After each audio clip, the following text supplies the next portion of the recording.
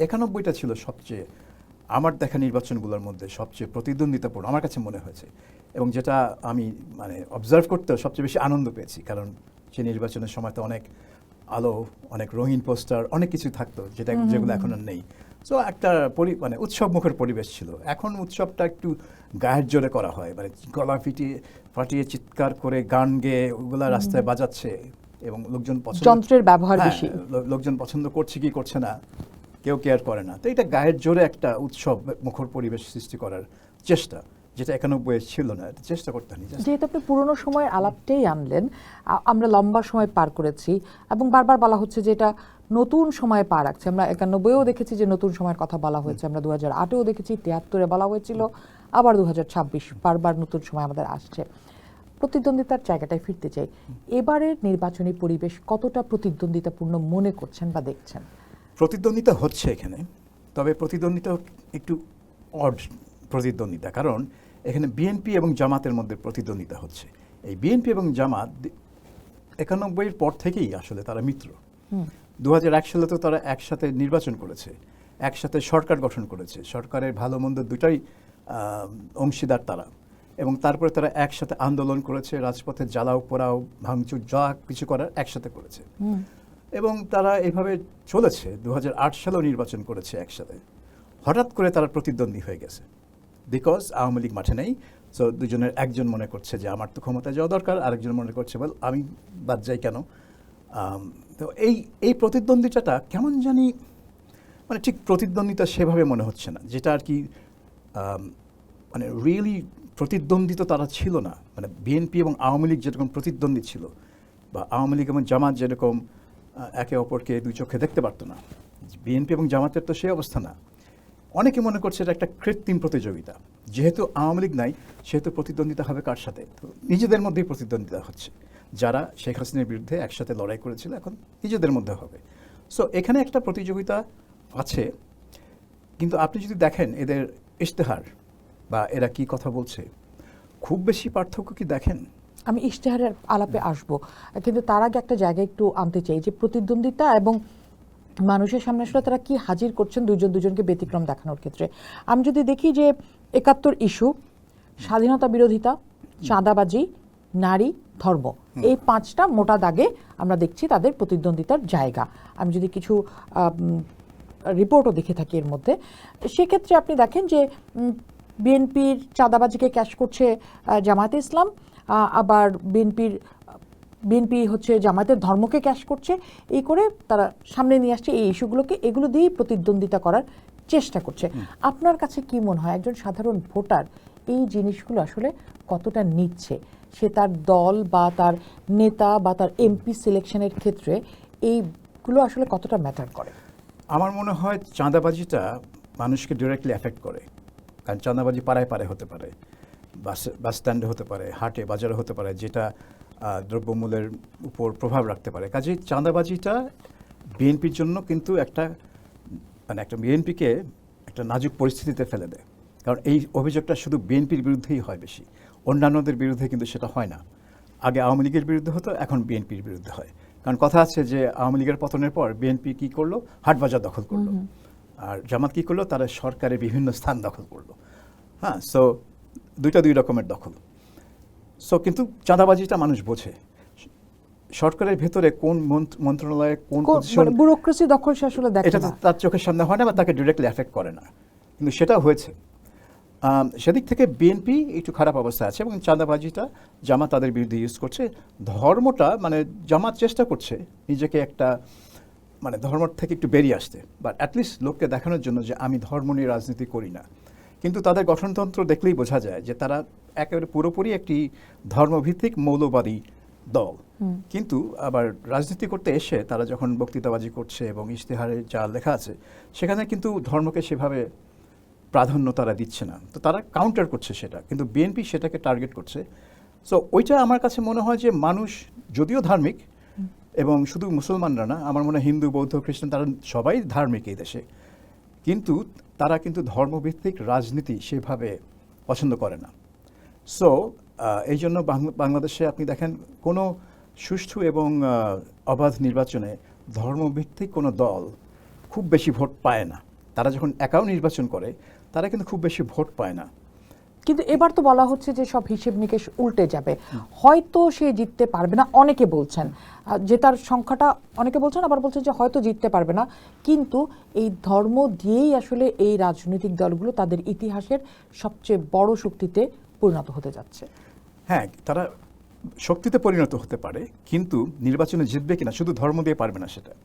এবং সেই জন্য বিএনপির পাল্টা আক্রমণ, কারণ চাঁদাবাজি তো হচ্ছে জামাত ইসলামের সবচেয়ে বড় হাতিয়ার, তো বিএনপির পাল্টা আক্রমণে আছে মূলত আপনার ৭১-এর ব্যাপারটা, কারণ এখানেই জামাত সবচেয়ে নাজুক অবস্থায় আছে। কারণ এই ৭১-এর ব্যাপারটা এখনও তাদের গলায় ঝুলে আছে, গলার উপর ঝুলে আছে, এবং সেটার থেকে তারা এখনো বের হতে পারেনি, এবং এটা বের হতে তাদের আরও সময় লাগবে। এবং যতক্ষণ না তারা বের হবে এই ইস্যুটা তাদেরকে সামনে আসতেই থাকবে। প্রতিটা নির্বাচন বা নির্বাচনের পরেও তাদের সামনে এই ইস্যুটা আসতে থাকবে, তাদেরকে জবাবদিহি করতে হবে ৭১ নিয়ে, তারা পছন্দ করুক আর না করুক। অন্যদিকে আপনি দেখেন এই যে নারীর বিষয়টা, এটা কিন্তু বিএনপি তৈরি করেনি ইস্যুটা, এটা জামাত নিজেই তৈরি করেছে। কারণ জামাত যদিও তাদের ইশতেহারে বলেনি যে নারী নেতৃত্ব থাকবে কি থাকবে না, এসব ব্যাপারে কিছু বলেনি। ইনফ্যাক্ট তাদের ইশতেহারে আছে যে স্থানীয় সরকারে তারা নারী নেতৃত্ব উৎসাহ দিবে, অথচ আল জাজিরার সাথে সাক্ষাৎকারে ডাক্তার শফিকুর রহমান জামাতের নেতা তিনি বলে বসলেন, মানে কি তিনি বললেন তার দলের নীতিটা তিনি ব্যাখ্যা করলেন যে ইসলামে নারী নেতৃত্বে কোনো স্থান নেই, অর্থাৎ তার দল ধর্মভিত্তিক সেটাও তিনি স্বীকার করলেন, এবং তার দল নারী নেতৃত্ব মানে না সেটাও তিনি ঘোষণা দিলেন। কাজেই এই নারী বিষয়টা তাদের সৃষ্টি, এবং এটার জন্য তাদেরকে অনেক বেকায়দায় পড়তে হয়েছে, এবং এমনও বেকায়দায় পড়তে হয়েছে যে তারা ডক্টর শফিক রহমানের এক্স অ্যাকাউন্ট হ্যাক হয়েছে বলে একটা গল্প স্টোরি একটা সৃষ্টি করলো। সেটা ঠিক কি বেঠিক আমি জানি না, এটার ভিতরে এখনও তদন্তে কি প্রকাশ পেয়েছে আমি ঠিক জানি না, আদৌ তদন্ত হয়েছে কিনা, আদৌ কোনো রিপোর্ট হয়েছে কিনা, কিন্তু ডেফিনেটলি তারা, কিন্তু সাধারণ মানুষের কাছে এই মেসেজটা গিয়েছে যে আসলে এই জামাত আসলে উদারপন্থী বাংলাদেশের পথে হাঁটবে না, এই মেসেজটা তাদের কাছে গিয়েছে। যতই তারা চেষ্টা করছে দুনিয়াকে বোঝানো যে তারা একটা মডারেট ইসলামী দল, তারা উগ্র দল না, তারপরেও এই মেসেজটা অলরেডি চলে গেছে যে তারা আসলে বেশ একটা কট্টর নীতি অনুসরণ করবে। সো সেক্ষেত্রে আমি যদি একটু বলি যে এই দুই জায়গায় বিএনপি তাদের নিজেদের লোক বা তার ভোট ব্যাংক ছাড়াও ফ্লোটিং ভোটারদেরকে টানতে পারবে তাদের দিকে, জামাত তার মতো করে তার ভোট ব্যাংক ছাড়াও ফ্লোটিং ভোটার যারা আছে, যারা এখনো সিদ্ধান্ত নেননি যারা কাকে ভোট দিবেন, এর বাইরে তো একটা বড় অংশ আওয়ামী লীগের ভোট। সেই আওয়ামী লীগের ভোট টানার জন্য কার পলিসি আপনার কাছে যুক্তিসঙ্গত মনে হচ্ছে বা ভালো মনে হচ্ছে, আমি যদি সহজ ভাষায় বলি? এখন আমি সম্প্রতি গোপালগঞ্জ গিয়েছিলাম, এবং বাংলাদেশের গোপালগঞ্জের মতো শক্ত আওয়ামী লীগ ডিস্ট্রিক্ট আর নেই। তো সেখানে গিয়ে যেটা বুঝলাম যে বিএনপি জানে, বিএনপির প্রার্থীরা জানে যে এখানে শেখ মুজিব, বঙ্গবন্ধুর স্মৃতি, তার লেগাসি, এবং ৭১-এর মুক্তিযুদ্ধের লেগাসি, এই দুটো হচ্ছে সবচেয়ে ইম্পর্টেন্ট ফ্যাক্টর। যে কারণে তাদের প্রচারণায় তারা মুক্তিযুদ্ধের পক্ষের দল সেটা তারা বারবার করে বলছে, এবং তারা বারবার বলছে যে তাদেরকে যদি ভোট না দেওয়া হয় তাহলে মুক্তিযুদ্ধের বিরোধী দল যারা স্বাধীনতার বিরোধিতা করেছিল অর্থাৎ জামাত, তারা ক্ষমতায় চলে আসতে পারে, এই ওয়ার্নিংটা তারা দিচ্ছে। কাজেই বিএনপির স্ট্র্যাটেজি হচ্ছে যে এই মুক্তিযুদ্ধের কথা বলে আওয়ামী লীগের ভোটগুলা তাদের দিকে টানা। অন্যদিকে জামাত হয়তো বলছে, হয়তো না, হয়তো বলছে যে আওয়ামী লীগ নেতা কর্মীদের বিরুদ্ধে যত মামলা হয়েছে গত ১.৫ বছরে, হাজার হাজার মামলা হয়েছে, শত শত মামলা হয়েছে, হাজার হাজার নেতা কর্মী এখনো জেলে আছে বিনা বিচারে, যে এইসব করেছে বিএনপির লোকজন, বিএনপি নেতা কর্মী এবং তাদের আইনজীবীরা। কাজেই আপনারা যদি প্রোটেকশন চান, আপনারা যদি শান্তিতে থাকতে চান, আপনার জামাতকে ভোট দিন, নাহলে বিএনপি ক্ষমতায় আসলে তারা কিন্তু আপনাদের বিরুদ্ধে এইসব করবে, প্রতিশোধ নেবে, আমরা প্রতিশোধ নেব না।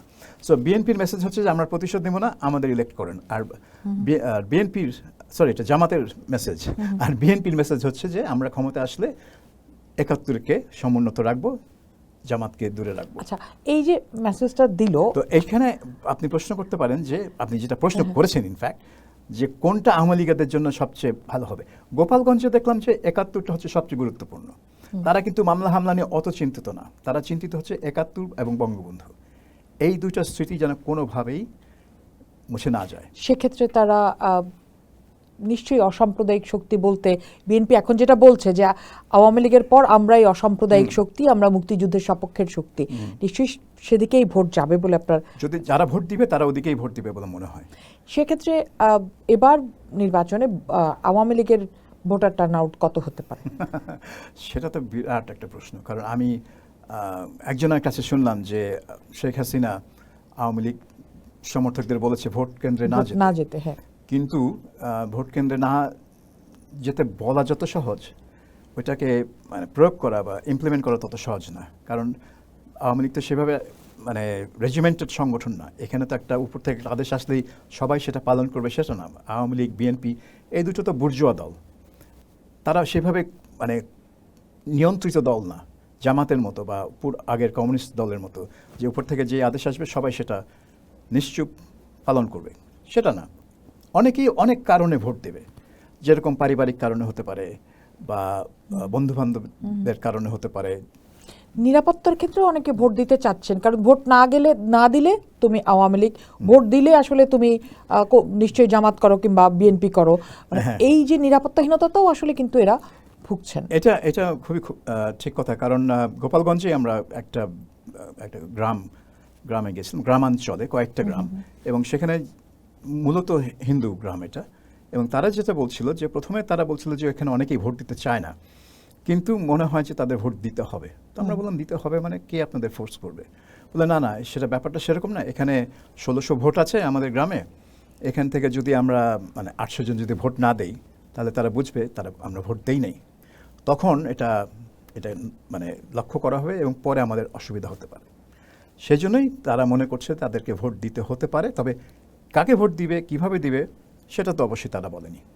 সেক্ষেত্রে এই যে মানুষ তার অধিকারের জন্য ভোট দিবে, তার মৌলিক অধিকারের জন্য সে আসলে ভোট দিবে, কিন্তু মৌলিক অধিকারের মধ্যেও তো আসলে সবচেয়ে বড় বিষয়টি হচ্ছে তার নিরাপত্তা। সে তার দেশে আসলে কতখানি নিরাপদ বোধ করছে। কিন্তু ভোটের নামে, যার অধিকার ফিরিয়ে দেওয়ার নামে আমরা যে অনিরাপদ করে ফেলছি, এটা তো আমাদের রাজনৈতিক চর্চা, এটাই সংস্কৃতি হয়ে গেছে। এবং এই সংস্কৃতি আপনি শুধু আইন করে এটা দূর করতে পারবেন না। শুধু এটা নিয়ে একটা লাইন আপনার জুলাই সনদ বা এইসবে একটা লাইন লিখে দূর করতে পারবেন। এটা একটা চর্চার মধ্যে থাকতে হবে। কিন্তু এই চর্চাটা তখনই হবে যখন আপনি এই জিনিসটাকে কঠোরভাবে নিয়ন্ত্রণ করবেন। এখন এই কঠোরভাবে নিয়ন্ত্রণ করতে হলে এটা নিরপেক্ষভাবে করতে হবে, নির্মোহভাবে করতে হবে। আপনি এক দলকে নিয়ন্ত্রণ করবেন, অন্য দলকে আপনি ছাড় দিবেন, তাহলে হবে না, তাহলে কিছু হবে না। আপনি যেই এটা ভায়োলেট করবে তাকেই আপনার নিয়ন্ত্রণ করতে হবে। এখন সেটা বাংলাদেশে হয় না। বাংলাদেশে যেই সরকারি ক্ষমতা থাকুক তাদের দলের লোকজন অনেক কিছুই করতে পারে এবং পার পেয়ে যায়। কিন্তু বিরোধী দল যদি কিছু করে তখন আর না করলেও তারা নির্যাতিত হয়, আর করলে তো কথাই নেই। কাজে এই সংস্কৃতিটা যখন দূর হবে, কবে দূর হবে আমি জানি না। পুলিশ বাহিনী যখন নিরপেক্ষভাবে আইনটা প্রয়োগ করতে পারবে এবং আদালতও যখন নিরপেক্ষভাবে আইনের ভিত্তিতে তার বিচার করবে এবং রায় দিবে, তাহলে কিন্তু এই চর্চাটা হবে এবং এই সহনশীলতাটা গ্রো করবে। আমরা একটু আবার আপনার প্রথম আলাপের দিকে ফেরত যেতে চাই, যেহেতু আপনি পুরনো নির্বাচনের অভিজ্ঞতা দিয়ে শুরু করলেন। পুরনো নির্বাচনের অভিজ্ঞতা মিলিয়ে এবার একটু জানতে চাই, এবার তো আমরা প্রচারে নানা রকম ইস্যু দেখছি, তার মধ্যে ধর্মটাকে সবচেয়ে বেশি ব্যবহার করতে দেখছি। আপনার কাছে কি মনে হয়, সবগুলো রাজনৈতিক দল ধর্মকে ব্যবহার করলো নাকি কোনো রাজনৈতিক দল আসলে একটু বেশি ব্যবহার করলো? আমার মনে হয় এই নির্বাচনে অন্যান্য নির্বাচনের সাথে একটা পার্থক্য আছে। এই নির্বাচনে ধর্মভিত্তিক দলগুলোর একটা প্রাধান্য আমি দেখতে পাচ্ছি। ধর্মভিত্তিক ছাড়াও অন্যান্য রাজনৈতিক দলগুলোর মধ্যে কি আসলে ধর্মের ব্যাপার দেখেননি? এরা হচ্ছে কি, এরা প্রতিযোগিতায় নেমেছে। তারা মনে করছে যে জামাতে ইসলামী, খেলাফত মজলিস, ইসলামী আন্দোলন, এরা যদি মানে তাদের ধর্মভিত্তিক রাজনীতি করে এবং তারা যদি ধর্ম নিয়ে নির্বাচনী প্রচারণা করে, তাহলে হয়তো তারা ভাবছে তারা পিছিয়ে যেতে পারে এবং মানুষ মনে করতে পারে যে এদেরকে নির্বাচিত করলেই বাংলাদেশে ইসলাম কায়েম হবে। তখন হয়তো তারা মানে বাধ্য হয়ে ইসলাম বা ধর্মকে নিয়ে মানে তাদের রাজনীতির একটা অংশ করতে বাধ্য হচ্ছে। আমার মনে হয় না যে তারা এটা পরিকল্পিতভাবে করছে। আমার মনে হয় তারা রিয়্যাক্ট করছে। আচ্ছা, এটা কি এই নির্বাচনেই দেখলেন নাকি আসলে গত 15 বছরে আসলে এটারও চর্চা দেখেছেন আপনি? না, গত 15 বছর তো সেভাবে নির্বাচন হয়নি। নির্বাচন না, আমি যদি দেশ চালানোর ক্ষেত্রেও মানে ধর্মের ব্যবহার, আমি সাম্প্রদায়িকতার কথা বলছি মুখে, কিন্তু আবার আমি ধর্মের ব্যবহারও করে যাচ্ছি নানাভাবে। আমি কওমি মাদ্রাসা যেভাবে হতে দেখেছি, বিভিন্ন জায়গায় বিশ্ববিদ্যালয়ে মাদ্রাসার ছাত্রদের যে হারে ভর্তি হয়েছে, সেটাকে কি আপনার মনে হয় না যে এই সুযোগগুলো আসলে তৈরি হয়েছে তখন থেকে, বা এই বীজ আসলে তখনই বপন করা হয়েছিল? আমার মনে হয় কি, এই যেটা হয়েছে, আপনি যেটা ধর্মের ব্যবহার বলে মনে করছেন, মানে আমার মনে হয় রাজনীতিতে ধর্মের ব্যবহার, সেটা একটা ধর্মীয় গোষ্ঠী যে একটা উত্থান, সেটাকে একটু নিয়ন্ত্রণ করার জন্য আমার মনে হয় তখন একটা মনে হচ্ছিল যে তার একটু আপোষ করলে হয়তো তারা নিয়ন্ত্রণে থাকবে। আপোষের একটা ইয়ে ছিল, ওই প্রতিটা উপজেলায় একটা মডেল মসজিদ বানানো, অ্যাজ ইফ বাংলাদেশে মসজিদের অভাব হয়ে গেছে। বাংলাদেশে কোন অঞ্চলে মসজিদ নাই, তারপরেও প্রতিটা উপজেলায় মডেল মসজিদ বানানো। তারপরে আপনি যেটা বলছেন যে কওমি মাদ্রাসা বা মাদ্রাসার যে লাখ লাখ মাদ্রাসা হচ্ছে প্রতি বছর, আপনার ডিগ্রিগুলা দাখিল কামিল এগুলাকে আপনার ঢাকা বিশ্ববিদ্যালয় বা পাবলিক বিশ্ববিদ্যালয়ে অন্তর্ভুক্ত করা হয়েছে, মানে অথবা ওখানে অ্যাডমিশন নেওয়ার জন্য সেটাকে অন্তর্ভুক্ত করা হয়েছে, যার ফলে মাদ্রাসা থেকে ছাত্রর সংখ্যা অনেক অনেক বেড়ে গেছে, যার প্রতিফলন আমরা পরে দেখলাম যে এটার মানে কি। কিন্তু এগুলা গত 15 বছর, বিশেষ করে 2014 সালের পর আমার মনে হয় করা হয়েছে, বিকজ 2014 সালে যেটা তারা হয়তো বুঝতে পেরেছে যে এখানে ইসলামী শক্তির একটা উত্থান ঘটেছে। 13 সালে হেফাজতের উত্থান, 14 সালে জামায়াত ইসলামী আর বিএনপি যেই ব্যাপক জ্বালাও পোড়াও আন্দোলন করলো, সেটা সামলাতে কিন্তু আওয়ামী লীগের অনেক বেগ পেতে হয়েছে, এবং অনেকেই মনে করছিল যে ওই 2007 সালের মতো হয়তো সেনা হস্তক্ষেপ হয়ে যাবে এবং আওয়ামী লীগকে সরিয়ে সেনাবাহিনী হয়তো একটা অন্যরকম সরকার মানে বসাতে পারে, কিন্তু সেটা হয়নি। কিন্তু অনেকে ধারণা করছিল যে পরিস্থিতি এত খারাপের দিকে যাচ্ছে যে সেনাবাহিনী কিছু একটা করে বসবে। সো ওইখান থেকে হয়তো আওয়ামী লীগ সরকারের তখন একটা ধারণা আসলো যে এদেরকে অ্যাপিজ করতে হবে, এদেরকে কিছু দিতে হবে, দিয়ে ঠান্ডা করতে হবে এদেরকে। যেমন তারা যখনই বলতো যে এই মূর্তি ইসলাম সম্মত না, ওই মূর্তি কিন্তু সরিয়ে ফেলা হতো, পাঠ্যপুস্তকে এটা যোগ করা যাবে না, হ্যাঁ, এমনকি যাত্রাবাড়িতে নারী নীতি করা যাবে না। এক্স্যাক্টলি, যাত্রাবাড়িতে বঙ্গবন্ধুর একটা স্কাল্পচার বসানোর কথা, চীন থেকে সেই স্কাল্পচারটা বানিয়ে নিয়ে আসা হলো, কিন্তু কে প্রতিবাদ করলেন? এই মামুনুল হক। তিনি এবং তার দল বললেন যে না, এখানে একটা মাদ্রাসা আছে এবং মূর্তি মাদ্রাসার সামনে থাকতে পারে না। ব্যাস, আওয়ামী লীগ সরকার বঙ্গবন্ধুর ভাস্কর্য স্থাপন করলো না। তার মানেই তাদের এই যে এই ইসলামী গোষ্ঠীদেরকে তুষ্ট রাখার যে নীতি, সেটা কত দূর গিয়েছিল। কিন্তু শেষ রক্ষা কি হলো না, কারণ এই ইসলামী গোষ্ঠীগুলোই কিন্তু জুলাই আন্দোলনে 2024 সালে একটা বড় ভূমিকা পালন করে। এবং আমরা বিশেষ করে 5ই আগস্ট দেখলাম যে জনস্রোত আসলো ঢাকার ভেতরে, সেগুলো অনেকই ছিল বিভিন্ন মাদ্রাসা থেকে, এই মামুনুল হকদের নিয়ন্ত্রণাধীন, হেফাজতে ইসলামের বিভিন্ন গোষ্ঠী নিয়ন্ত্রণাধীন মাদ্রাসা থেকে। কাজেই এইভাবে তুষ্ট করে শেখ হাসিনা তার মসনদ রক্ষা করতে পারেননি। কিন্তু এবারও আমরা দেখছি ধর্মের ব্যবহার, একই সাথে আমরা দেখছি ধর্মীয় উগ্রপন্থার উত্থান। এটাকে আপনি কিভাবে দেখেন যে এই যে দিনের পর দিন রাজনৈতিক দলগুলো নারিশ করে যাচ্ছে, সেটা কি ধর্মীয় উগ্রপন্থা বাড়ার একটা বড় কারণ? ধর্মীয় উগ্রপন্থা বাড়ছে এই মুহূর্তে, মানে গত 1.5 বছরের কথা বলছেন আপনি? না, আমি পুরো সময়টা যদি ধরে আওয়ামী লীগ থেকে শুরু করে বা বিএনপি সময় থেকে যদি আমরা দেখি যে আস্তে আস্তে আস্তে আস্তে এদেরকে জেনারেলাইজ করা হচ্ছে, নরমালাইজ করা হচ্ছে। হ্যাঁ, মানে ধর্মীয় উগ্রপন্থা তো বাংলাদেশে বাড়ছে, এবং বিভিন্ন, শুধু বাংলাদেশ না, এটা একটা আন্তর্জাতিক মানে ঘটনা প্রবাহ।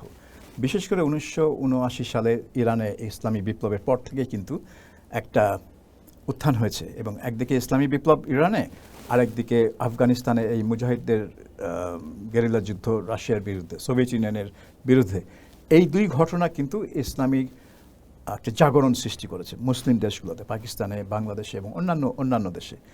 কিন্তু এই বাংলাদেশে এগুলো আপনি যেটা বলছেন নর্মালাইজ তখনও হয়নি, এদেরকে একটু উগ্র জঙ্গি হিসেবেই দেখা হতো, এবং এটা মেইন স্ট্রিমে ছিল না, মূল ধারায় তারা কখনো আসতে পারেনি। কিন্তু হ্যাঁ, ধীরে ধীরে জামাতের সাথে বিএনপির যেই আতাত না, যেটা কোয়ালিশন হলো, সেটা ছিল প্রথম সিগন্যাল যে এই অতি ডানপন্থী ইসলামী গোষ্ঠীগুলো এখন মূল ধারায় নিয়ে আসা হচ্ছে। এবং যার ফলস্বরূপ 2008 সালে আওয়ামী লীগের এত ব্যাপক বিজয় হলো এবং যার ফলস্বরূপ এই যুদ্ধাপরাধীদের বিচারের প্রক্রিয়াটা শুরু হলো। কিন্তু ওই বিচারের প্রক্রিয়ার ফলে কিন্তু আবার আরেক ধরনের উত্থান সৃষ্টি করলো এবং হেফাজত সেখানে চলে আসলো শাহবাগ আন্দোলনের বিপরীতে। তার প্রতিবাদে হেফাজত চলে আসলো মাঠে এবং হেফাজতের একটা উত্থান হলো। সো ধীরে ধীরে এই ইসলামী গোষ্ঠীগুলা বাংলাদেশের রাজনীতির একটা কেন্দ্রস্থলে চলে আসলো এবং এই কেন্দ্রস্থলে চলে আসার পর তারা আর কিন্তু কেন্দ্রস্থল থেকে সরে যায়নি। হাসিনা চেষ্টা করেছে অন্যভাবে তাদেরকে তুষ্ট করে, প্রথমে তাদেরকে দমন করার চেষ্টা করে, তারপরে তাদেরকে তুষ্ট করে তাদেরকে নিয়ন্ত্রণ রাখতে, দমন করেছে, আরেক পক্ষকে তুষ্ট করেছে, মানে হাতে রেখেছে। কিন্তু এর পরে যে আমরা দেখলাম ধর্মীয় উগ্রবাদের যে উত্থান, বা গত 1.5 বছরে বা প্রায় 2 বছর সময় ধরে যে ধর্মীয় উগ্রবাদের উত্থান এবং একই সাথে ডানপন্থার উত্থান, দুটোই আমরা দেখলাম। এটার কারণ হচ্ছে যে 5ই আগস্ট 2024 সালের ঘটনার পর তো একটা তত্ত্বাবধায়ক না, অন্তর্বর্তীকালীন সরকার, আমি খালি তত্ত্বাবধায়ক বলি, অন্তর্বর্তীকালীন সরকার আসলেন এবং সেই সরকার যেটা করলো সেটা হচ্ছে যে এই জুলাই আন্দোলনে যারাই জড়িত ছিল বা যারাই সম্পৃক্ত ছিল তাদের সবাইকে এক ধরনের পাস দিয়ে দিল যে যা খুশি করো, এবং তারা যা খুশি করেছে, ভাঙচুর, মব ভায়োলেন্স যেখানে করা, মাজার আক্রমণ, বাউল আক্রমণ, সাংস্কৃতিক অনুষ্ঠান বন্ধ, নারীদের বিরুদ্ধে বিষোদ্গার, শেষমেশ ডেইলি স্টার এবং প্রথম আলো আক্রমণ আমরা দেখলাম। তো এইগুলা অন্তর্বর্তীকালীন সরকার দেখেছে কিন্তু ইগনোর করেছে, মুখ ঘুরিয়ে রেখেছে, কোনো পদক্ষেপ নেয়নি। এদেরকে দমন করার, নিয়ন্ত্রণ করারও কোনো চেষ্টা করা হয়নি। 32 নম্বরে বঙ্গবন্ধু স্মৃতি জাদুঘর 3 না 4 বার আক্রমণ করা হয়েছে, বুলডোজার এক্সকাভেটর এনে বিল্ডিং ভাঙা হয়েছে, কিচ্ছু করা হয়নি, থামানো হয়নি, মানে গ্রেফতার হয়নি, কিছু করা হয়নি। সো তারা এনকারেজড ফিল করেছে এবং এই গোষ্ঠীগুলো মানে শুধু রাজনীতির মাঠে না, তারা ক্ষমতার বলের মধ্যে ছিল, তারাই হয়ে গেছিল ক্ষমতাধারী, তারা যেটা চাইতো সেটাই তারা করতে পারত। এখন এই যে একটা, অনেকে ইংরেজিতে বলেন না, the genie is out of the bottle, আপনার বোতল থেকে জিনি বার হয়ে গেছে, এখন ওটাকে আবার ফেরত পাঠাতে পারবেন না। সেই জায়গাটাতে আমি একটু আসতে চাই। ফেরত পাঠানো যাবে না, কিন্তু এই নির্বাচন কি ফেরত পাঠানোর ক্ষেত্রে পরের সরকার কি ফেরত পাঠানোর কোনো সুযোগ নিবে বা পাবে মনে করেন? দেখেন, যদি বিএনপি জয়ী হয় তাহলে এই যে উগ্র গোষ্ঠীগুলা ক্ষমতার আশেপাশে বা ক্ষমতার মধ্যে ছিল এই গত 1.5 বছর, তারা ক্ষমতা হারাবে, কারণ বিএনপি এদের সাথে সম্পৃক্ত না সেভাবে, আমার ধারণা।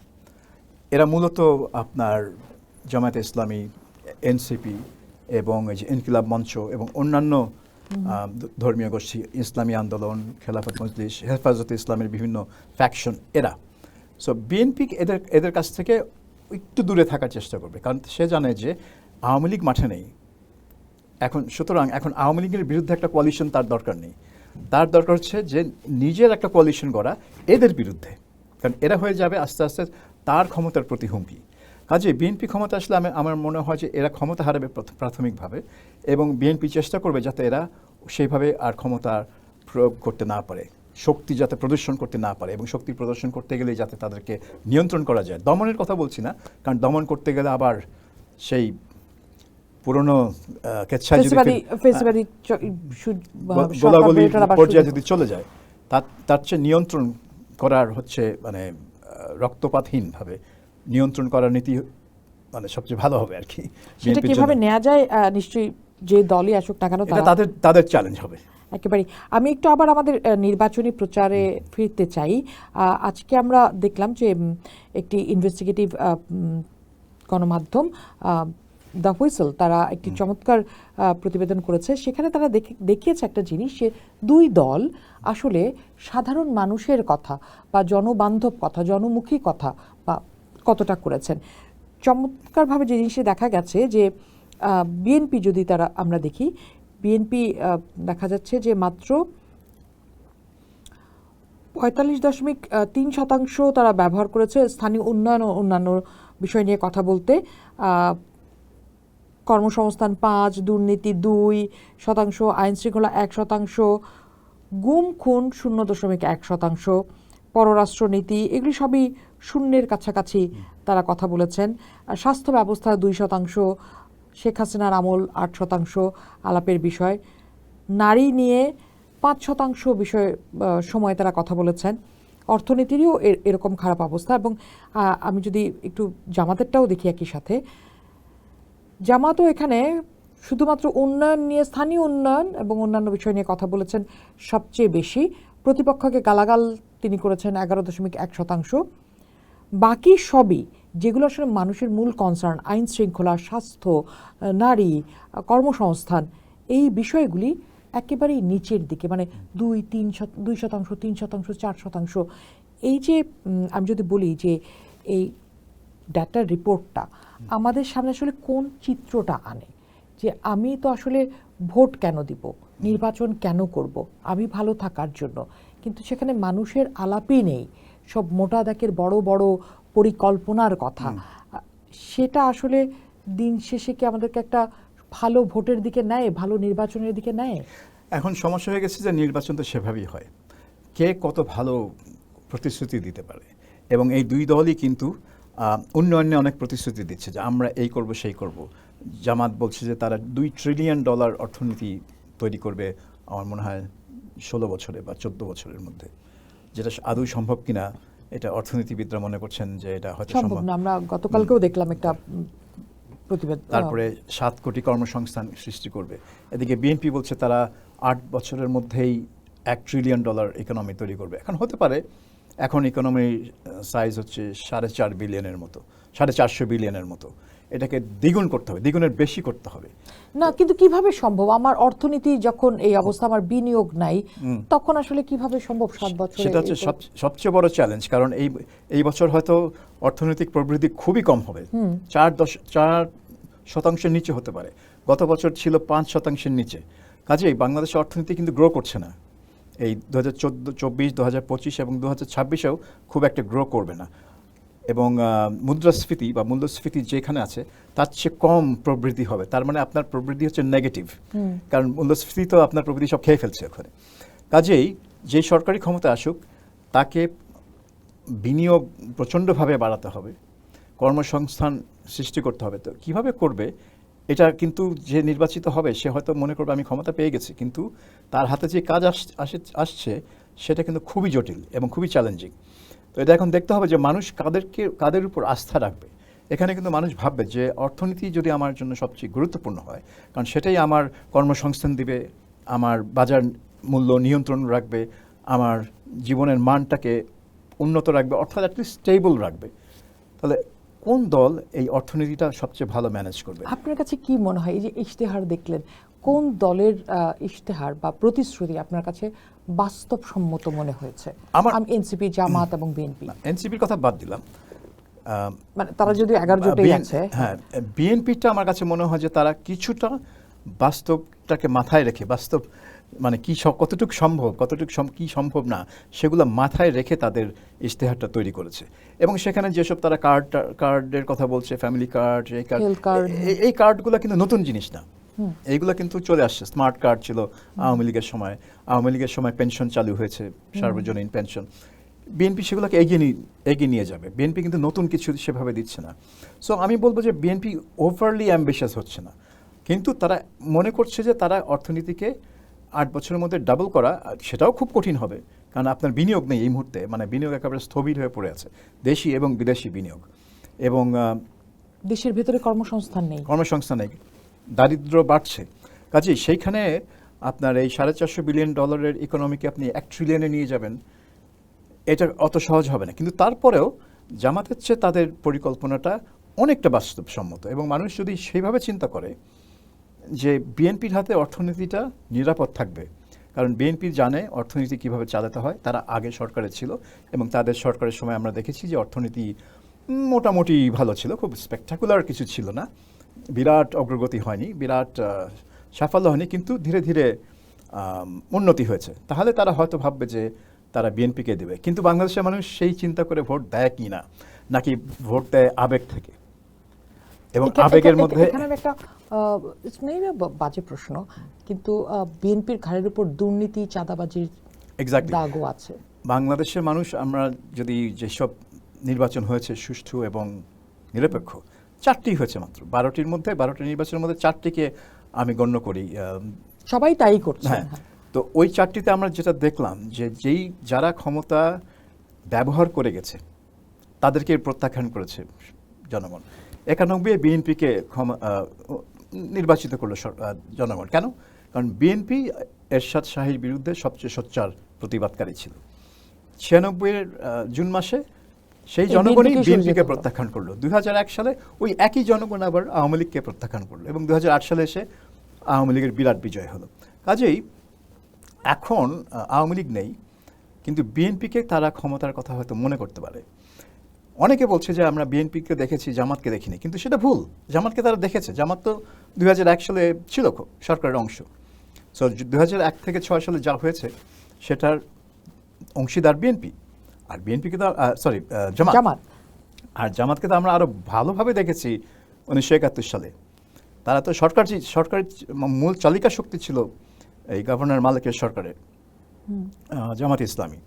সো তারা ক্ষমতায় গিয়ে কি করতে পারে তারা সেটা আমাদের জানা আছে, এবং ক্ষমতায় যাওয়ার জন্য কি কি করতে পারে।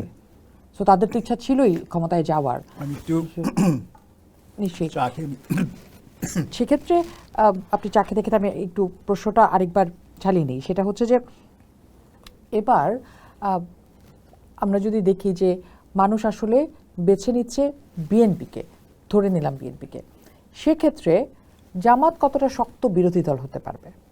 অনেকেই বলছেন যে খুব শক্ত, আবার বলছেন যে যেহেতু আওয়ামী লীগ নাই সেক্ষেত্রে খুব দুর্বল বিরোধী দল পেতে যাচ্ছে আগামী সংসদ।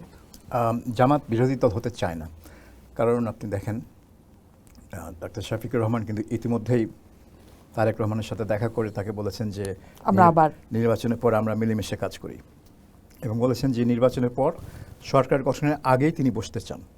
অর্থাৎ ফলাফল যাই হোক না কেন তিনি একসাথে থাকতে চান। কারণ বিরোধী দল হলে জামাতের একটু সমস্যা হবে আমার মনে হয়। কারণ জামাতের অনেক সমস্যা, এই সমস্যাগুলো কিন্তু চলে যায়নি। 71 নিয়ে যে সমস্যা, তার যে ধর্মভিত্তিক রাজনীতি নিয়ে যে সমস্যা, সেগুলো কিন্তু চলে যায়নি। সে যতই নিজেকে ভিন্নভাবে দেখানোর চেষ্টা করুক না কেন, সেই দুর্বলতা তার রয়ে গেছে। সেখানে তার শক্ত বিরোধী দল হিসেবে কাজ করা কতটা সহজ হবে সেটা নিয়ে আমার সন্দেহ আছে। তো জামাত চাইবে অন্য কারোর সাথে কাজ করতে, কারণ এটা তার প্রোটেকশন। বিএনপির সাথে থাকলে ওটা হবে, বিএনপি হবে তার প্রোটেকশন, কিন্তু তখন বিরোধী দল বলে কিছু থাকবে না সংসদে। আচ্ছা, এই যে আমি সেদিন মাহফুজ আলমের একটা লেখা পড়ছিলাম, উনি বলছেন যে আমরা 55 বছরের মধ্যে খুব অল্প সময় আসলে শক্ত বিরোধী দল পেয়েছি, এবং শক্ত বিরোধী দল একটা সংসদে না থাকা একটা সংসদীয় সিস্টেমের জন্য সবচেয়ে বড় ফেইলিয়ার। সেক্ষেত্রে আমরা তো এই চর্চা তৈরি করতে পারলাম না, মানে বিরোধী দলের শক্ত বিরোধী দল থাকাটা। এবার তাহলে যদি এই ইকুয়েশন হয়, তাহলে আবারও আমরা কি আওয়ামী লীগ আমলে যেটা দেখেছি যে দুর্বল জাতীয় পার্টির বিরোধী দল আবার মিলেমিশে কাজ করেছে জাতীয় পার্টি, এবারও কি আসলে তাই হবে? আপনার তাই প্রেডিকশন? না, আমার সেটা প্রেডিকশন না। আচ্ছা, বাংলাদেশের সবচেয়ে মজার ব্যাপার হচ্ছে যে বাংলাদেশের সবচেয়ে কার্যকরী বিরোধী দল হচ্ছে আওয়ামী লীগ। আওয়ামী লীগ যখন বিরোধী দল থাকে সরকার কিন্তু তটস্থ থাকে, কিন্তু বিএনপি যখন বিরোধী দল থাকে, আওয়ামী লীগ যখন সরকারে থাকে, তখন কিন্তু আওয়ামী লীগ অত ভয় থাকে না। সো আওয়ামী লীগ কিন্তু বিরোধী দল হিসেবে সবচেয়ে কার্যকরী, এবং আওয়ামী লীগের এখন জীবনে ক্ষমতা আসা উচিত না, তাদের সবসময় বিরোধী দল থাকা উচিত। কারণ তারা সরকারকে লাইনে রাখতে পারে, কিন্তু ক্ষমতায় গেলে তাদের মাথা খারাপ হয়ে যায়, যেটা আমরা দেখলাম আর কি। সো কিন্তু জামাতের বেলায় আমরা জানি না যে জামাত বিরোধী দল হিসেবে কিভাবে কাজ করবে। সেটাও বলা যায় যে আমরা আওয়ামী লীগকে দেখেছি বিরোধী দলে, বিএনপিকে দেখেছি বিরোধী দলে, জামাতকে দেখিনি। আসলে জামাতকে কখনো বিরোধী দলে দেখা যায়। খুবই চমৎকার অবজারভেশন। তাহলে এইবার দেখা যাক জামাতকে বিরোধী দল, মানে সরকারি বিরোধী দল আর কি, ডাক্তার শফিক রহমান বিরোধী দলীয় নেতা হোক, দেখি উনি মানে কিভাবে সরকারকে লাইনে রাখতে পারেন, প্রশ্নের মুখে রাখতে পারেন, ক্ষমতাকে প্রশ্নের মুখে রাখতে পারাটাও একটা বড় কাজ। সেক্ষেত্রে যদি আমি আপনার হিসাবটা ধরি যে বিএনপি এবং জামাত, যেটা আসলে শফিক রহমান অলরেডি অফার করেছেন তারেক রহমানকে, এবং তারেক রহমান সেটা রিফিউজও করেছেন যে এটা আমি এখন ভাবতে চাই না, আমি সম্ভবত এই রয়টার্সের একটা ইন্টারভিউতে দেখলাম।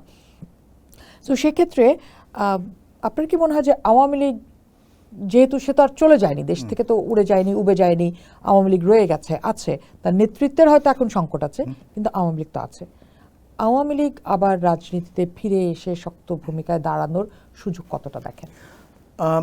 এখন তো পরিকল্পনা হচ্ছে যে আন্তর্জাতিক অপরাধ ট্রাইব্যুনালে আওয়ামী লীগকে দল হিসেবে বিচার করা। যত মানবতা বিরোধী অপরাধ হয়েছে সবগুলোর জন্য আওয়ামী লীগকে দল হিসেবে দায়ী করে বিচার করে দোষী সাব্যস্ত করে তাকে আদালত দ্বারা নিষিদ্ধ করা। তাহলে বলতে পারে যে না, এটা তো আদালত করেছে। তো ঠিক শেখ হাসিনা যেভাবে তত্ত্বাবধায়ক সরকার ব্যবস্থা তুলে দিল এবং বলল যে এটা তো হাইকোর্টের আদেশ, আমি কী করব। তো সে ঠিক সেইভাবে, তো সেটাও একটা ন্যায় বিচার হবে না, কারণ পরবর্তীতে সেটাও চ্যালেঞ্জ হবে। কিন্তু সেটা যদি না হয়, আমার মতে যে ক্ষমতায় আসুক তার এই আওয়ামী লীগ ইস্যুটা রিজলভ করতে হবে, একটা ফয়সলা করতে হবে। কারণ আওয়ামী লীগকে আপনি ওই মানে নিষিদ্ধ রেখে আর কতদিন যাবেন? কারণ আওয়ামী লীগকে আপনি নিষিদ্ধ রেখে বেশি দিন যেতে পারবেন না। আওয়ামী লীগ যদি নিষিদ্ধ থাকে তাহলে আওয়ামী লীগের যে নেতাকর্মী এখন তারা ছত্রভঙ্গ আছে, এখন তাদের মনোবল খুব দুর্বল, তাদের নেতৃত্ব সেভাবে কর্মীদের সাথে কাজ করতে পারছে না। কিন্তু ভবিষ্যতে যে এটা এরকম থাকবে তা তো আপনি গ্যারান্টি দিতে পারছেন না। আওয়ামী লীগকে আপনি নিশ্চিহ্ন করে দিতে পারছেন না এবং নির্বাহী আদেশ দিয়েও পারবেন না, কোর্ট অর্ডার দিয়েও আপনি পারবেন না।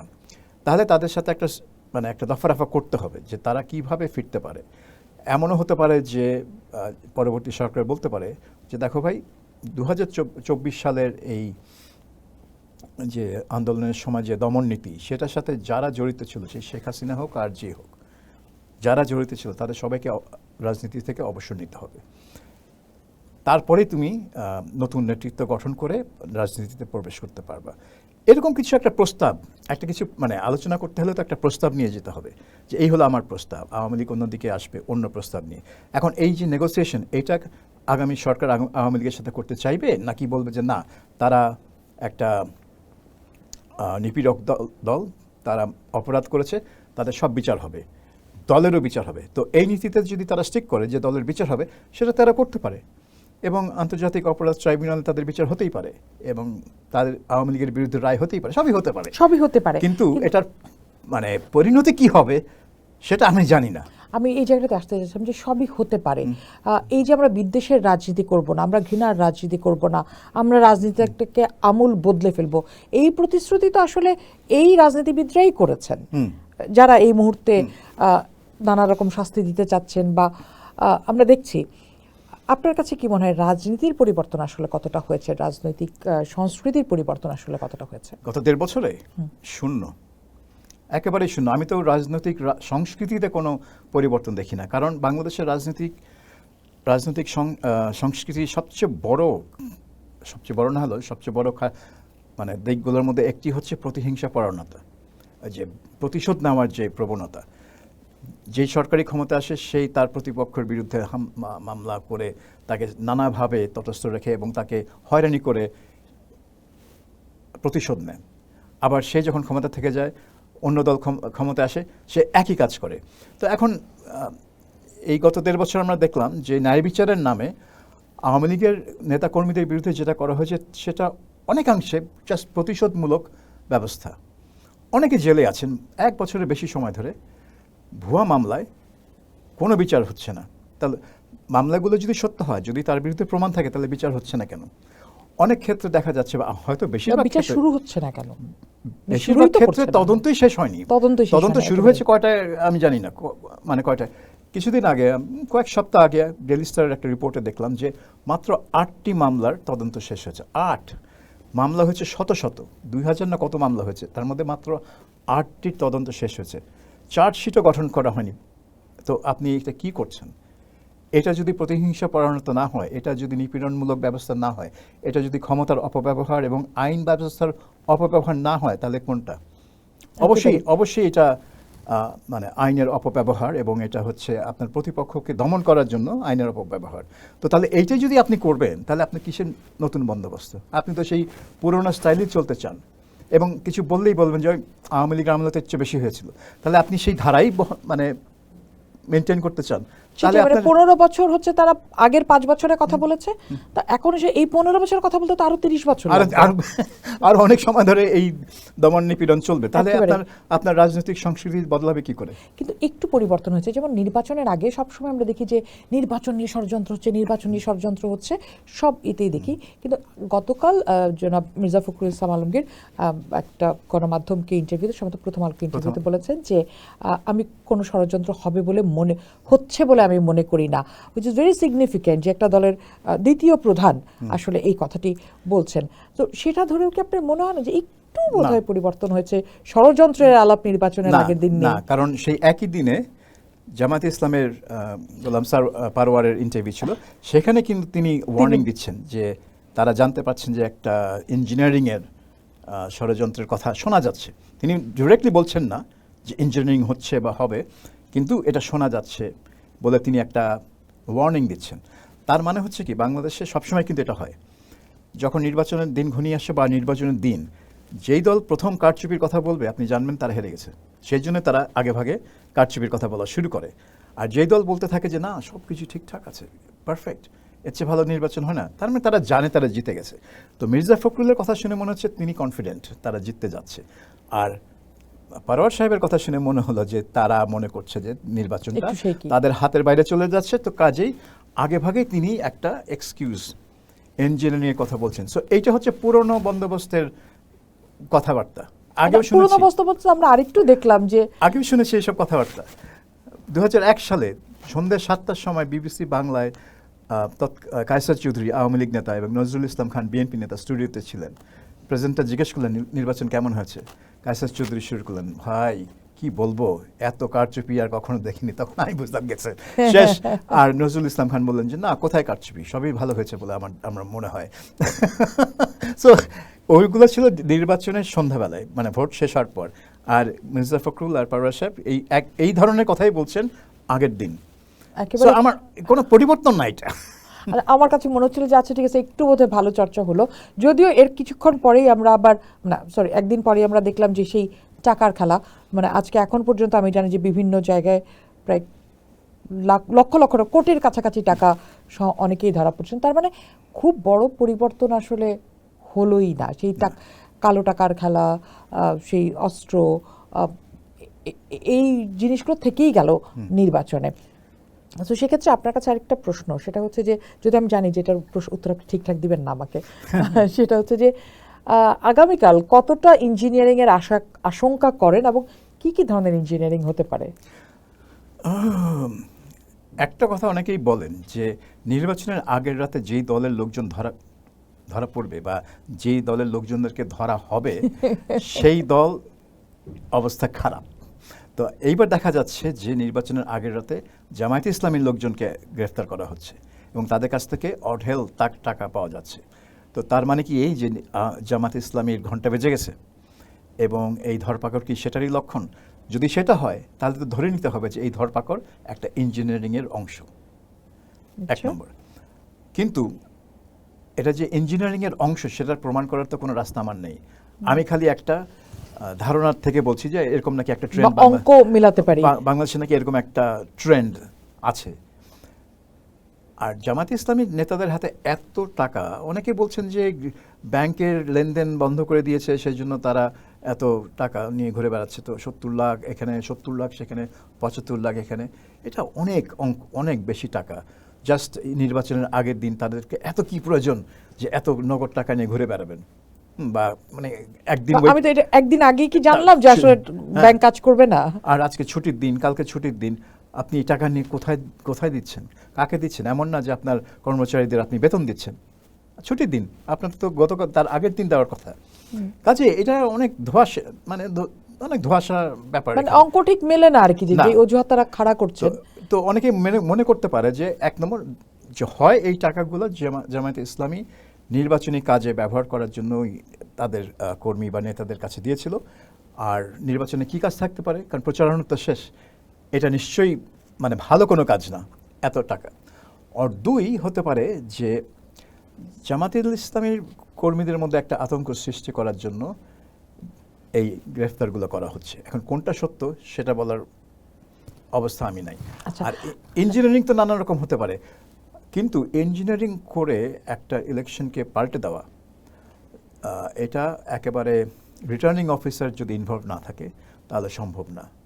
রিটার্নিং অফিসার পারে, আর পারে হচ্ছে পুলিশ এবং কিছু কর্মকর্তা। সেটা হচ্ছে রাতের ভোট 2018 সালে যেটা হয়েছিল, তখন সেখানে তো রিটার্নিং অফিসার ইনভলভ ছিল না, ইনভলভ ছিল স্থানীয় পুলিশ এবং কিছু কর্মকর্তা যারা আর কি ওই প্রশাসনিক কর্মকর্তা যারা সেল মেরে মেরে বাক্স ভরে ভরে রেডি করেছে। না, কিন্তু এবার তো সেই ইকুয়েশনে গল্প পাওয়াই যাচ্ছে যে রিটার্নিং কর্মকর্তা যারা হয়েছেন বা যে সমস্ত জেলায় যে ডিসিরা আছেন তারা একটি দলের আসলে বলা যেতে পারে সেই মতানুসারী নিয়োগ দেওয়া হয়েছে। সেক্ষেত্রে তো এখানেও ইঞ্জিনিয়ারিং আসলে অনেক আগেই হয়ে গেছে। না, হতে পারে যদি রিটার্নিং অফিসার সেই ধরনের কাজ করে, কারণ নির্বাচনের ফলাফল তো কাউন্ট করা হয় প্রতিটা কেন্দ্রে। একটা আসনে যদি 100টা কেন্দ্র থাকে তাহলে 100টা কেন্দ্রে ফলাফল কাউন্ট করা হবে এবং প্রিজাইডিং অফিসার তার শিট তৈরি করবেন যে কে কত ভোট পেল, এবং শিটগুলো ফটোকপি করে সব ক্যান্ডিডেটদের যে এজেন্ট তাদের হাতে দিয়ে দিবে, বা যদি পর্যবেক্ষক থাকে তাদের হাতেও দিবে, এবং তারপরে সেটা তিনি রিটার্নিং অফিসারকে ফ্যাক্স করে দিবেন বা হাতে পৌঁছে দেবেন। রিটার্নিং অফিসার ওই 100টা কেন্দ্রের শিট পাওয়ার পর সবগুলো যোগ দিবেন। তো উনি যখন যোগ দিবেন তখন কিন্তু কারচুপির একটা বড় সুযোগ থাকে, কারণ উনি যোগ দেওয়ার পর সেই ফলাফল, ফাইনাল ফলাফলটা তিনি ফ্যাক্স করে দেবেন ইলেকশন কমিশনে। ইলেকশন কমিশন তখন তাদের বোর্ডে টাঙিয়ে দেবেন, ব্যাস হয়ে গেল কাজ একেবারে। এবং তার সাথে আবার পোস্টাল ব্যালট যুক্ত হচ্ছে। পোস্টাল ব্যালট এখন ওটা নিয়ে আসলে বড় প্রশ্ন শুরু থেকেই আছে, কিন্তু ওইটা অত বেশি না, বেশি 15 লাখের কাছাকাছি, 14 লাখ সামথিং।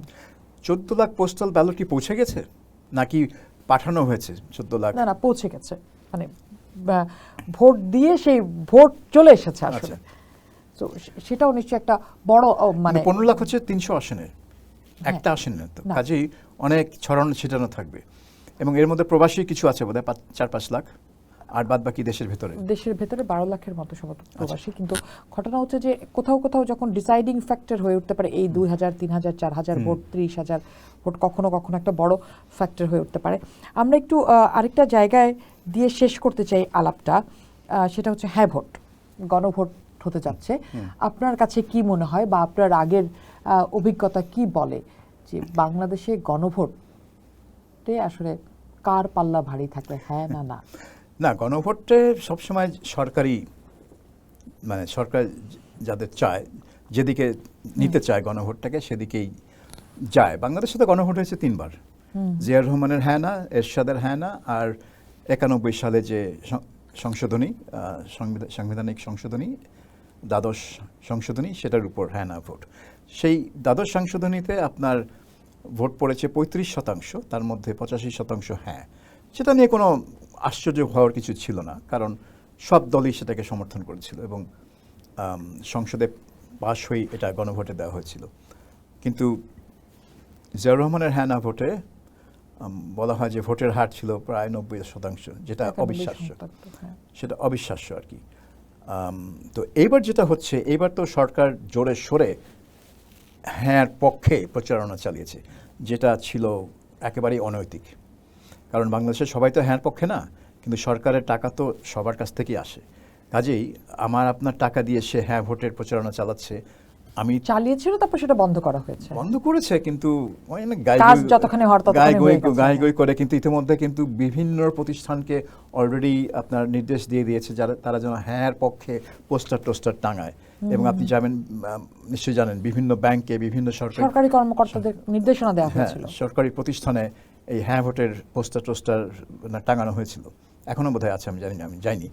তবে এটা থেকে বোঝা যায় যে সরকার এটাকে যেমন করে হোক হ্যাঁকে জয়যুক্ত করার জন্য চেষ্টা চালাবে। তো সেখানে তারা কারচুপির আশ্রয় নেবে কিনা তা আমি জানি না, কিন্তু তারা যেইভাবে আটঘাট বেঁধে হ্যাঁর পক্ষে নেমেছে, কারচুপির দিকে গেলে আমি একদমই আশ্চর্য হব না। কারণ এই সরকারের জন্য এই রেফারেন্ডাম, এই গণভোট, জুলাই সনদ পাশ হওয়া একদম জরুরি, একেবারে জরুরি। কারণ হচ্ছে যে এই জুলাই সনদ আপনার এই সরকার যত কিছু কথা বলে সব কিছু এর মধ্যে আছে।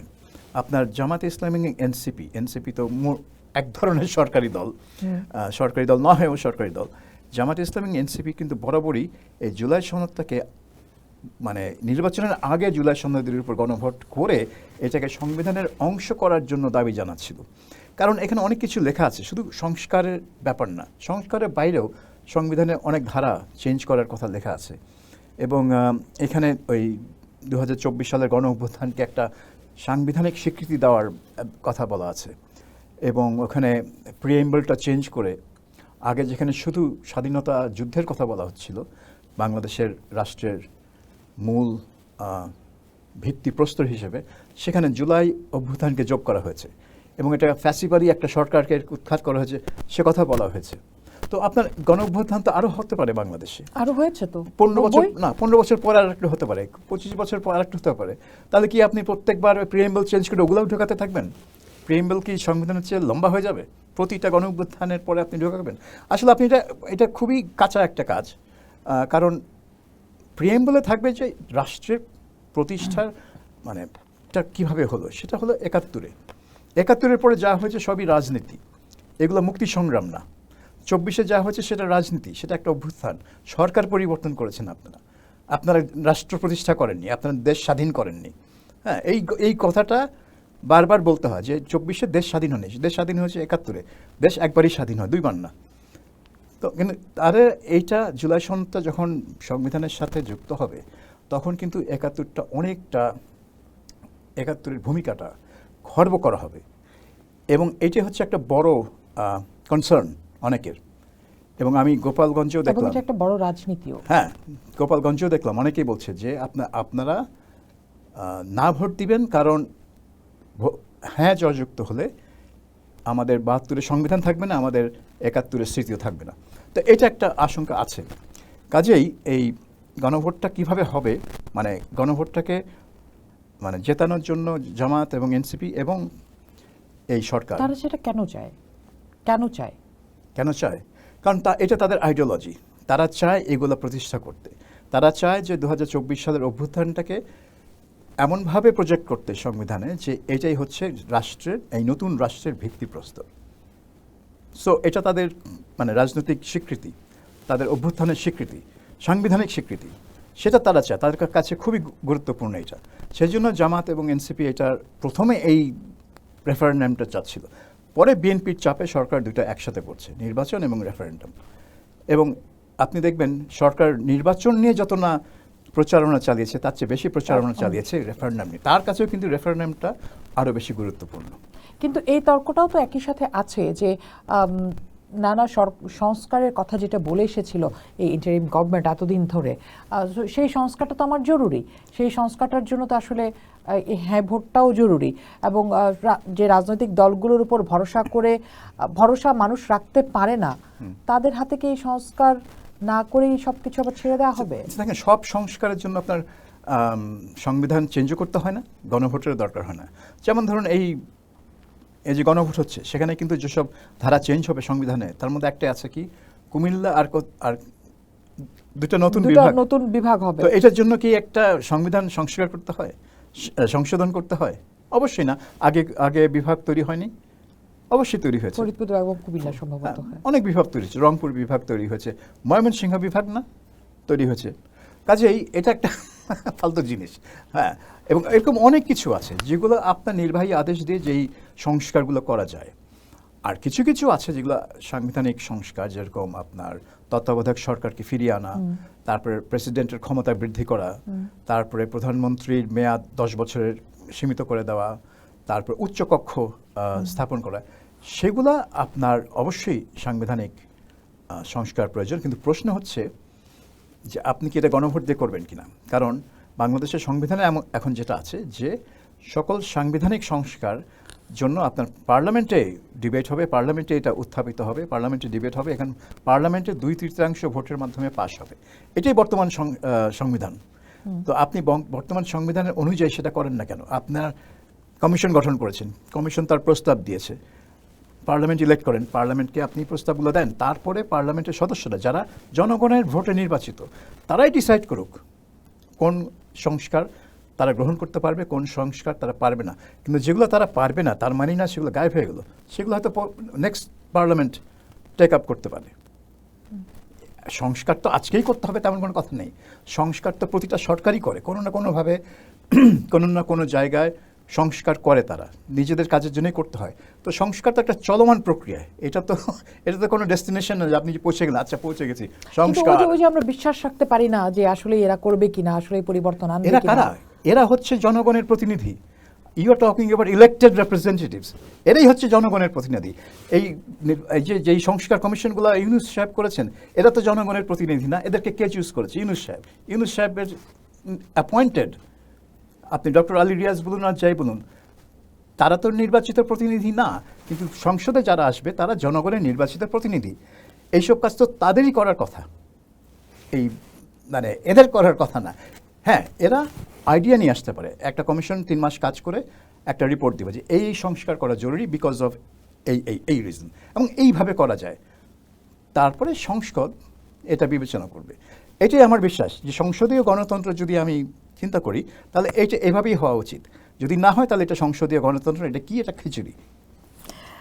সেই খিচুড়ি হচ্ছে কিনা সেটার জন্য আসলে আরো বেশ কয়েকদিন অপেক্ষা করতে হবে, কিন্তু খিচুড়ির প্রথম মশলাটা আগামীকাল পড়বে। একদম। সেটাই আমরা বরং সেই হ্যাঁ, নুন হবে না মরিচ হবে সেটা হলো কথা। মানে কোনটা বেশি হবে, নুন বেশি হবে না মরিচ বেশি হবে, সেটাই বরং আমরা কালকে টের পাবো। যেহেতু আগামীকাল সন্ধ্যায় আবারও আপনার সাথে দেখা হবে, তখন নিশ্চয়ই আমরা বুঝতে পারবো যে কোনটা বেশি হয়েছে। অনেক ধন্যবাদ আমাদের সাথে সময় দেওয়ার জন্য এবং চমৎকার আলাপের জন্য বরাবরের মতো। Thank you. যেটা বলছিলাম যে আর খুব অল্প সময় আমাদের হাতে আছে, নুন বেশি হবে নাকি মরিচ বেশি হবে সেটা নির্ধারণ করবেন আপনি, আমি। তো আমাদেরকে ভোট কেন্দ্রে যেতে হবে, ভোটটা দিতে হবে, দিলেই আমরা হয়তো নির্ধারণ করতে পারবো আমাদের সামনের খিচুড়ি, অর্থাৎ সেটা দেশটা কিভাবে ঠিকঠাক মতো দৌড়াবে বা চলবে, আমি যদি ভুল না করে থাকি। অনেক ধন্যবাদ আমাদের সাথে থাকার জন্য। পোস্ট দেখুন, ভাবুন, করুন, পোস্টের সাথেই থাকুন।